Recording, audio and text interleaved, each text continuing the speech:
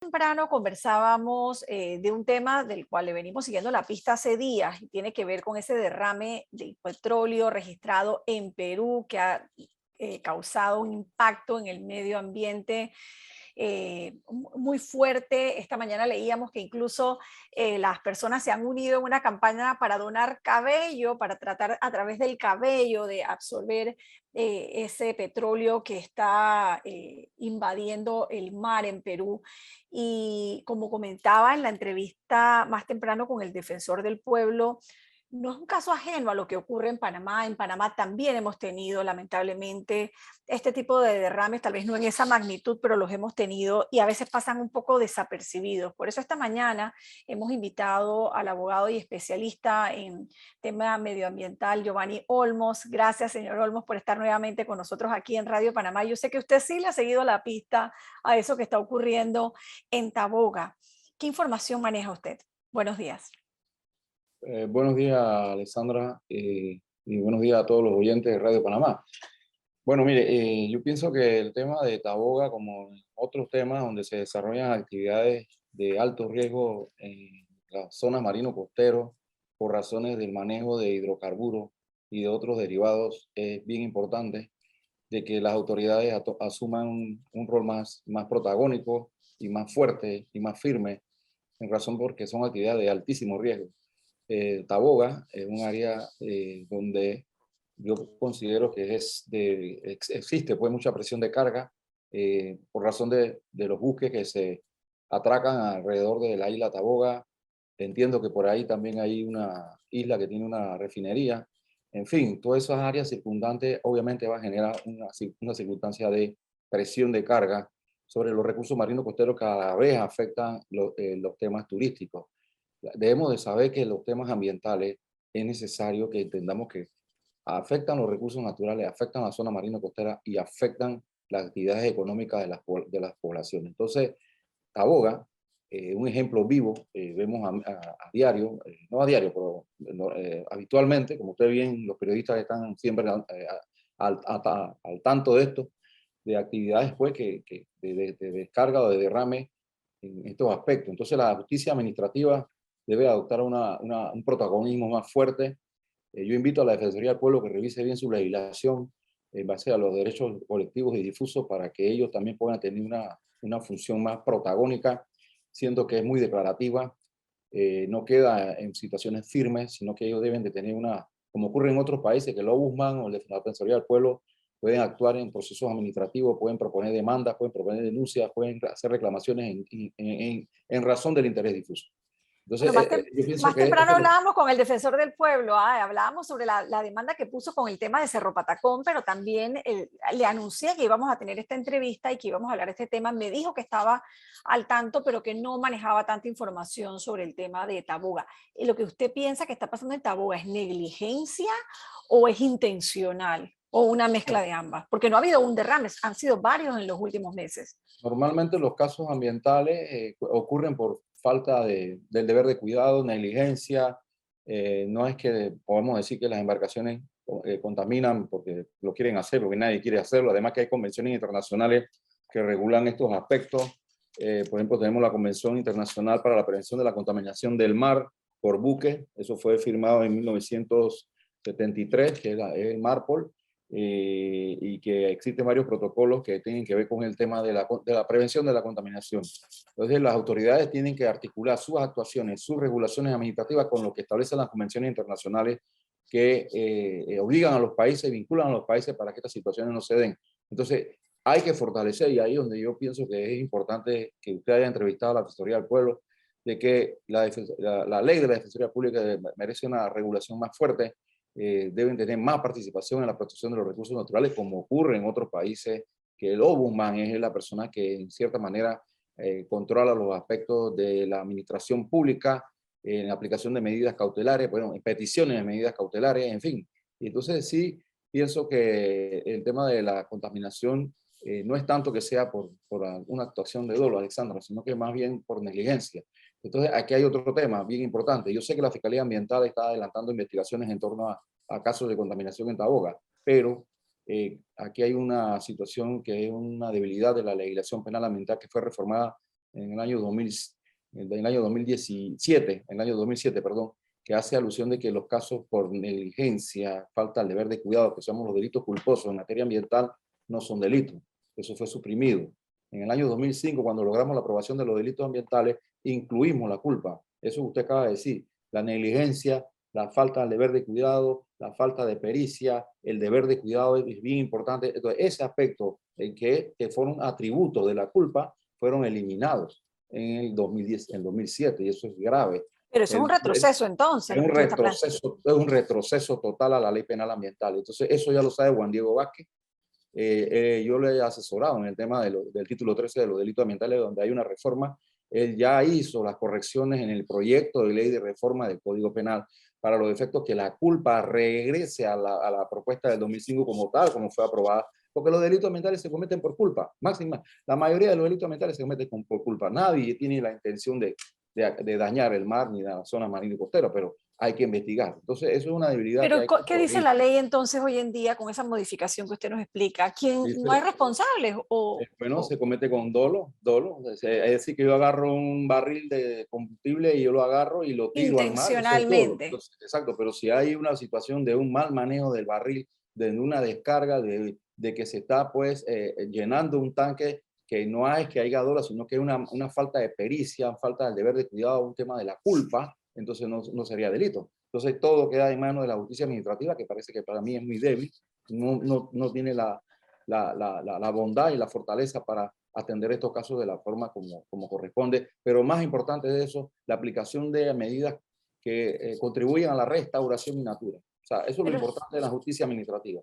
pero en este Restauración y sentido, natura. entonces las autoridades están de manos atadas porque la ley no los acompaña. No, O en además del situación, defensor del pueblo, podría actuar el Ministerio de Ambiente, el Ministerio de Salud y todos los demás. autoridad marítima, pero Autoridad aquí hay marítima. pasa algo. Yo pienso que sí hay una vía de escape que puede ser, por ejemplo, que estas actividades estén reguladas con estudio de impacto ambiental, auditorías ambientales, programas de educación de manejo ambiental, y entonces en la resolución que dicta el Ministerio de Ambiente, aplicar estas medidas restrictivas basadas en los convenios. O sea, no es que todo esté cerrado. Si no está en la ley, no está debidamente desarrollada en la ley que controla este tipo de actividades, porque a veces los convenios internacionales y las leyes que los desarrollan son muy abiertos, son muy genéricos.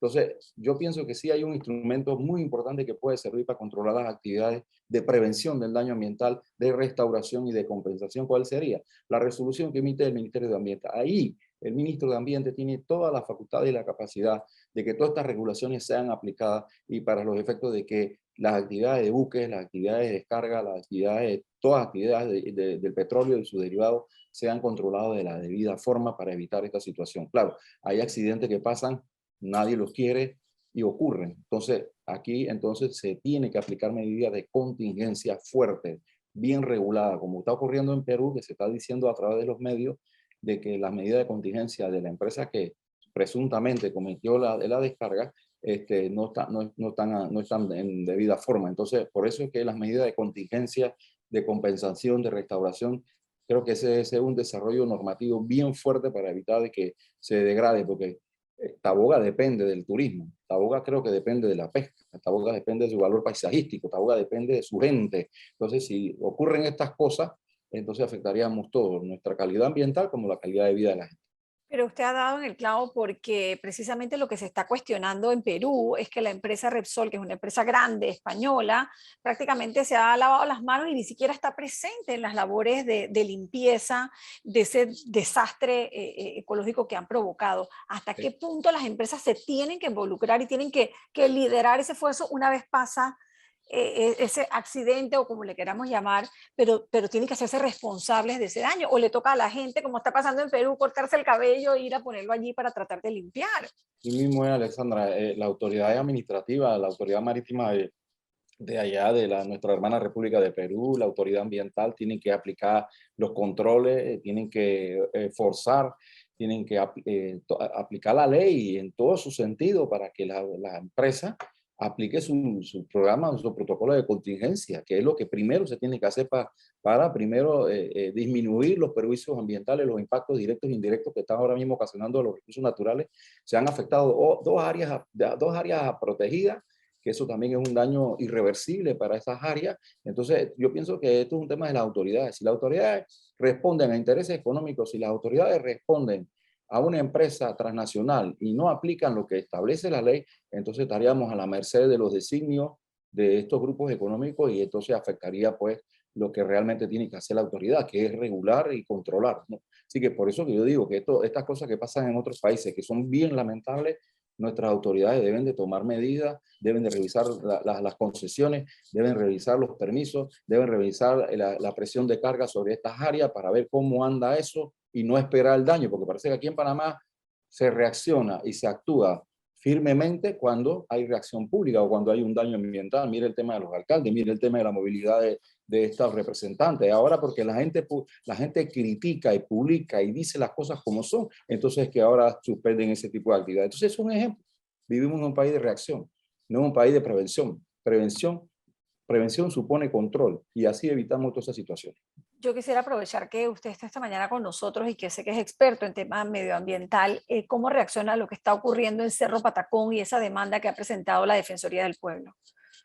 ¿Qué tipo de demanda propuso la Defensoría? Por el tema de las filtraciones a las aguas, Los lixiviados, pero es los penal o es lixiviados. administrativa. Bueno, Yo yo entiendo que felicito. ambas cosas, que él está buscando un resarcimiento económico también, ¿no? Bueno, yo felicito a la Defensoría de que esté tomando ese tipo de acciones. La verdad que es importante de que haya tomado esa acción. Ahora hay que esperar que ojalá que no demore, como las cosas demoran en este país, la respuesta judicial, porque en temas ambientales no podemos esperar 2 o 3 años para que tomen decisiones. Los daños ambientales son irreversibles, impactan en el ambiente y después es un problema que eso revierta a su estado natural. Entonces, aquí lo más importante es que la autoridad dé respuesta inmediata dependiendo de la magnitud de los perjuicios. Me parece que la Defensoría del Pueblo, al proponer eso, está dando pues un paso adelante en vanguardia para los efectos de que todos los demás casos, Taboga y todos los casos que tengan que ver con tala de árboles, deforestación, contaminación de ríos, manejo de desechos, se hagan. Entonces es importante que la Defensoría esté asumiendo el rol que le corresponde, que yo pienso que está un poco atrasada, un poco moroso. La misma Defensoría, no estoy atacando personas, sino la misma institución de la Defensoría, siento que no ha tenido un rol en el tema ambiental más fuerte, más protagónico y más presencial, ¿no? En la defensa y en la prevención, porque aquí lo que tiene que hacer la Defensoría del Pueblo es defender los recursos desde el punto de vista preventivo. Claro, cuando ya hay una situación ya de daño, bueno, entonces ya se reacciona de otra forma. Pero sí creo que la Defensoría del Pueblo, a través de su dirección de recursos naturales, tiene que estar pendiente de todas las actividades que puedan poner en riesgo nuestros recursos naturales. Lo que pasa es que ahora nuevamente quedamos en manos de la burocracia de nuestra justicia, ¿no? Y sabemos que esos casos pueden dormir ahí su buen par de años. Ese es el tema, que tú no puedes tener, aquí hay casos que son emergentes, que la actuación y el abordaje tiene que ser inmediato, no podemos esperar. Entonces, en esos casos, la Fiscalía Ambiental en este caso, no sé si en el caso del vertedero va a tener una aplicación penal, pero si la tiene, entonces la Fiscalía tiene toda la capacidad de pedir medidas cautelares. Desde el 2005, desde que se aprobó la ley de delitos ambientales, que nosotros trabajamos muy duro ese título 13 del Código Penal, incluimos las medidas cautelares. Están en el Código de Procedimiento Penal, están debidamente establecidas, solamente que hay que aplicarlas, solamente hay que pedirlas ante el juez de garantía para que estas cosas no sigan ocurriendo. Por si mientras tenemos despachos judiciales que están en una situación donde no se peticiona, porque el fiscal tiene que ser un agente provocador, y en el tema ambiental es un tema muy abierto y tú tienes múltiples posibilidades de aplicar la ley ambiental, la ley administrativa y la misma ley penal. Entonces, no hay nada que la ate y es muy importante que la Fiscalía actúe según los hechos que tenga conocimiento. Bueno, hace falta voluntad, licenciado Olmos. Hace Voluntad falta es lo que mucha usted ha dicho. voluntad. Le he dado mucha vuelta para la palabra voluntad. Usted lo ha dicho ya en una sola palabra. Eso es lo bueno de Gracias. los periodistas. Lo bueno de los periodistas es que nosotros hablamos más y ustedes en una sola palabra dicen todo. Gracias, licenciado Olmos, por estar esta No. mañana aquí en Radio Panamá, Ah, orientándonos sobre este tema tan importante y que nos tiene que preocupar a todos. Giovanni Olmos, bueno. especialista en delitos ambientales, siguiéndole la pista a ese tema, principalmente en Taboga. Vamos a estar en contacto con usted para ver cómo avanza ese caso. Gracias No, mucho gusto, un por estar placer. aquí. Y me saluda a Bien, mí una que se recupere pronto. claro que sí. Un saludo. 7:51 Gracias. minutos de la mañana aquí en Radio Panamá. Seguimos con más.